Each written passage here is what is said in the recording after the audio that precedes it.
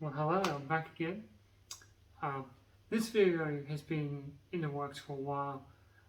I've been having some trouble with my video editing equipment, and that's put a delay in this, but I'm finally doing it now. And it is going to be the review of the Dragon Lightning V2 scooter.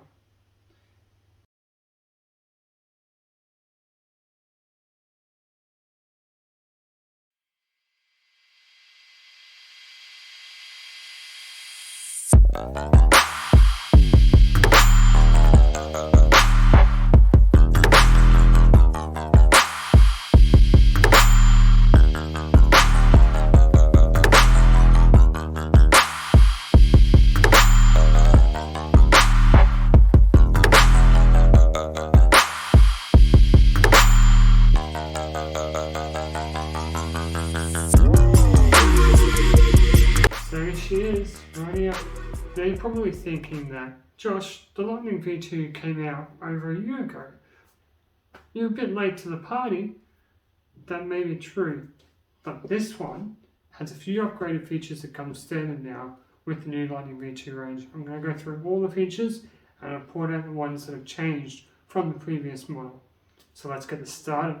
I'm going to start up the top here, and right off the bat, this display. It is huge. It's actually bigger than my phone. It's perfectly readable in direct sunlight or in the dark, and it is just a beautiful display. Now, I'll just show you how you see the odometer. Turn it on, and the odometer 60 volts, 71 kilometers. That's not a very large amount of riding I've done here, obviously, but I think it's enough to do a review. The first thing that's also different from the previous ones is hand grips here. Now, these are not the same as the previous model. There's not much of a difference really, they're just a different shape and colour. Moving on to the mode switch here. I like having it here because then you don't have to mess around with the display. It's right there, it's right at your fingertips, and you can change on the fly. As well as the horn, it's quite loud and buzzy, and the indicator switch right here. So yeah, obviously headlights on and off, and we'll move over. We've got a nice Dragon Scooters emblem right there. We'll move over to here where we've got the other hand grip that's just like the other, and the new throttle. Now, this is this one thing that's changed. It's the same as the Nami Viper throttle, and I actually find it very responsive. The original Lightning V2 had an up and down thumb throttle, just like that. So, moving down, nice reflective Lightning V2 written on the side there. Further down, we've got this. Now, I love this. This is the stem lock. Look how wide that is, and it slides up and you can fold the screw down, comes down, and that is secure. It is rock solid. I have had zero stem wobble using this. So that is a brilliant feature that it has. Down here we got obviously the wheel, but there is something little thing I want to point out. It's not really focusing on my camera. What that actually says is Dragon Original. Now that means that Dragon now have their own factory that builds only Dragon scooters. No more rebranding, no more parts from other companies and slapping a sticker on. This is made by Dragon, for Dragon, only by Dragon. And that's something that's very, very cool, and I think is something that no other scooter in the world can, I don't think any other scooter brands in Australia are doing this. So, yeah, they're now selling worldwide. So that's a big deal, in my opinion. Here we go, we've got the suspension here. Oh, it's a bit dirty. Sorry about that. But that is hydraulic suspension. So the original had spring suspension. This also has a spring, obviously, but it has hydraulic suspension in there. That is a new addition to the Lightning V2. Moving on, we'll come to the front stem and the deck. Now this is something cool. You take off that cover there, you've got a combination lock. And what that means is that you can lock the deck, open it up, and there's the battery and the control unit there. That's pretty cool. New brand does something a little bit new. The battery is completely new. You grab it there and pull it out. I'm not going to do it because it'll be a pain. But and also we got the Dragon original sticker there again. So this is an original product also. So I'll close it back up. Now that combination was 000, and I've done that deliberately because I'm changing it right after this video. So moving on, we got this rubberized deck here. I like this better than the grip tape ones. I find the grip tape ones get very dirty very easily. This one has a little bit of sand on it because I was writing it just earlier. But yeah, it cleans up really easily, really well. Down the side, we've got the silver lightning bolt here with the light just here.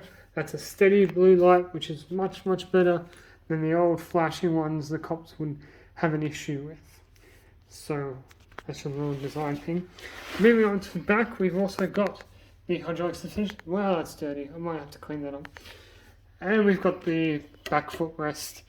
And apparently this is new, just the cutouts here, but that's pretty standard. And we've got the wheel with the original sticker on it also. That's the indicator on the left. And if we switch it to the right one, there you go, there's the right one. Pretty cool if you ask me. And of course the brake light. Nothing new there really. So that's it for the visual aspects. Now I'm going to go through the other parts of the scooter that you can't really see. So this is a dual motor scooter, hub motors in the front and the back. They have a peak power of 4,000 watts. Yes, 4,000 watts. I've taken this thing up Brisbane's steepest hill. It's in New Farm, I think it is, and it is rated as the steepest hill in all of Brisbane, and it made it up there with unbelievable ease. It just, like, I kept it at a solid 23 or 4 going up the hill, and it didn't even slow down. It was like, what hill? And it was amazing taking it up there. It is a 60-volt scooter. It has a range of between 80 and 90 kilometers claimed by Dragon. I've taken it for a few rides and I do about 30 to 40 kilometers, and each time I didn't even lose 1 bar of battery. So I would believe the 80 kilometer range all day. The top speed, if you're going to take it on private property, and you should only ever do this on private property, is 80 kilometers per hour. 80 kilometers an hour, and that was tested with a 150 kilogram rider, and they're testing now. Obviously, in testing, they have 100% perfect conditions. However, I've gotten this thing up to 60 on a track, on a private track. I only ever do it private property. And that wasn't fast enough for me, and it still had a lot more in it to go. You keep it in mode 1, you only go about 22 kilometers at most, and that's really great for keeping it legal, keeping it on the streets, or not streets, pathways more in Brisbane. It has 40 amp controllers, and one thing you can't see is it has a built-in steering ascend damper. Something that a lot of motorcycles and higher-end scooters have. It helps with steering. If you don't know what it is, look it up. It's real simple technology, but it adds just that extra feel. As I said before, the battery is removable. You can take that out and you can charge the battery separately from the scooter. It is a key. It uses a key. That one there, that one feature right there, is something I believe all scooters should have. This should be the standard. Whether you're paying 400 or 4,000, you should have a key start scooter. That is the security feature that we all need. There is a serious problem with scooter theft in the state of Queensland and around the country.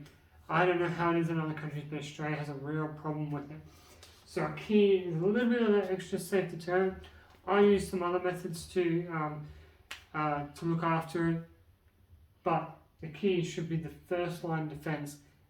Every scooter should have that, in my opinion. Now, what don't I like? Wow. Number one is the headlights. They don't do enough, I don't think. I think they need to be a bit brighter. Obviously, that's not a big issue because I've got this thing here. I'll just show you quickly. It's a light and it attaches to the handlebars. Costs about $50 from shops around, and it is really quite bright. It is really, really bright. I mean, yeah. And it does the job. It lasts about 3 hours, I think, on a charge, and it's really simple to add to your scooter, so that's not a big deal for me.